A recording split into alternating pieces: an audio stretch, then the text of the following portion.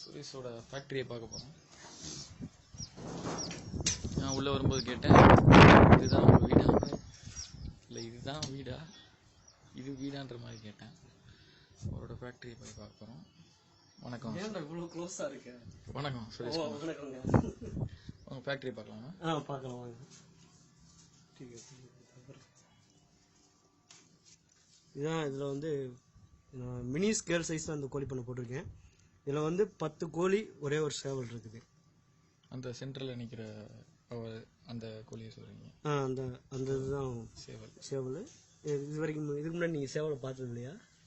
இல்லை, நீங்கள் ஒரு சேவலாக இருந்துக்கிட்டே நீங்கள் சேவலை பார்த்துருங்க. பேட்டியாளர் அதான் சேவலுங்க. ஓகே. அசீல் பேர்டு, அது பேர் அசீல் பேர்டு.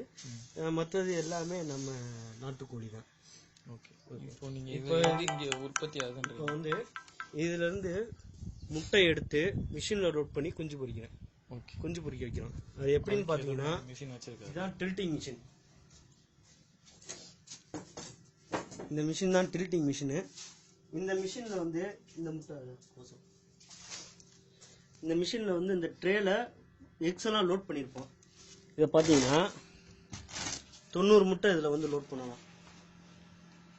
இது 38 டிகிரியில் வந்து மெயின்டைன் பண்ணிக்கிட்டு இருக்கோம் இந்த யூனிட்டை. கீழே வந்து தண்ணி இருக்குது, அது வந்து காற்றோட ஈரப்பதத்தை வந்து மெயின்டைன் பண்ணும்.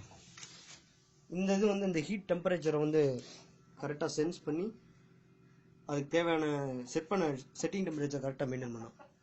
இந்த இதில் ஒரு மோட்ரு இருக்குது. இந்த மோட்ரு வந்து இந்த மணிக்கு ரொட்டேட் ஆகும். 45 டிகிரிக்கு வந்து ரொட்டேட் ஆகும் இந்த மோட்ரு. இந்த மோட்ரு வந்து உள்ளுக்குள்ள இந்த ட்ரே பார்த்தீங்கன்னா 45 டிகிரி அந்த சைடும் 45 டிகிரி இந்த சைடும் ரொட்டேட் ஆகும். ரொட்டேட் டில்ட்டிங் சொல்லுவாங்க இது பேர். இதுலேருந்து 19வது நாளில் முட்டையை எடுத்து இந்த மணிக்கு ஹேச்சரிங்கில் வச்சுக்குவோம். ஹேச்சரிங்கில் வச்ச உடனேயும் இந்த மணிக்கு முட்டை பூரா பொரிச்சு குஞ்சு வெளியில் வந்துடும். இப்போ இது வந்து ஃபஸ்ட்டு வந்த ஸ்டேஜில் இருக்குது.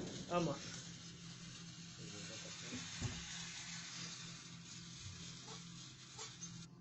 நான் சொல்கிறேன் ட்ரை பண்ணிட்டேன்.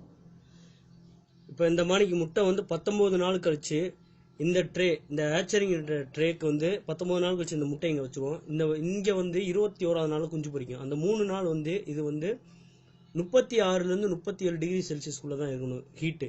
இந்த முட்டையை பார்த்தீங்கன்னா இப்போ லைட் அந்த மாதிரி பிப்போட் ஆயிருக்கு. இந்த முட்டையிலேருந்து இப்போ நம்ம குஞ்சை வந்து வெளியில் எடுக்க போகிறோம்.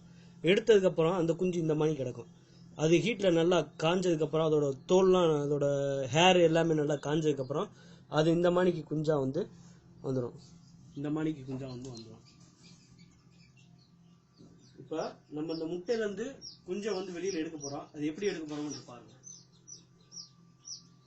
ஒரு நிமிஷம். முட்டை வந்து உடைச்சிருச்சு. ஸோ இப்போ ஒரு உயிர் உருவாகிறத காமிக்க போறீங்க. ஆமாம்.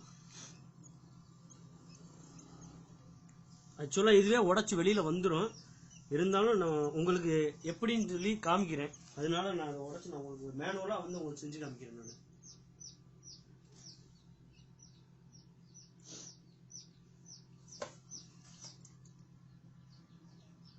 நான் குஞ்சோட அதோட வாய்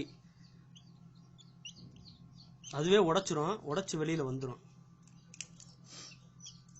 ஸோ சுகப்பிரசவம் ஆகிறத நீங்கள் சிசேரியன்? ஆமாம், நாங்கள் வந்து சிசேரியன் பண்ணுறோம்.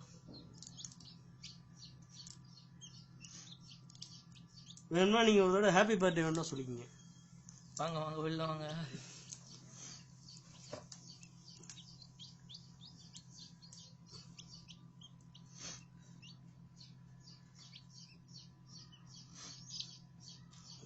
என்ன பண்ணுறீங்க? அது மேலே வந்து ஒரு சின்ன ஸ்கின்னு மாணிக்கு இருக்கும்.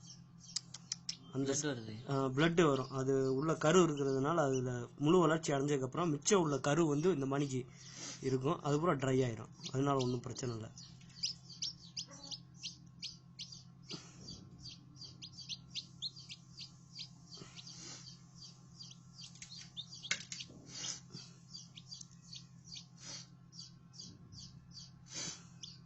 இப்போ இது ஆக்சுவலாக இதுவே உடைச்சிட்டு வெளியில் வந்துடும். இப்போ இந்த குஞ்சு வந்து எப்படி உங்களுக்கு வெளியில் ஹேச்சரிங் ஆனதுக்கப்புறம் முழு வளர்ச்சி நடந்திருக்கு அதை வந்து நான் உங்களுக்கு வந்து மேனுவலாக வந்து நான் உங்களுக்கு செஞ்சு காமிக்கிறேன். இந்த இந்த குஞ்சு இந்த முட்டை எல்லாமே இங்க இருக்க அந்த 10 கோழி இருக்கு பாத்தீங்களா, அந்த 10 கோழில இருந்து எடுத்த முட்டை தான் இந்த குஞ்சு எல்லாமே. அது போக மிச்ச முட்டையெல்லாம் அந்த மிஷின்ல வந்து லோட் பண்ணி வச்சிருக்கோம்.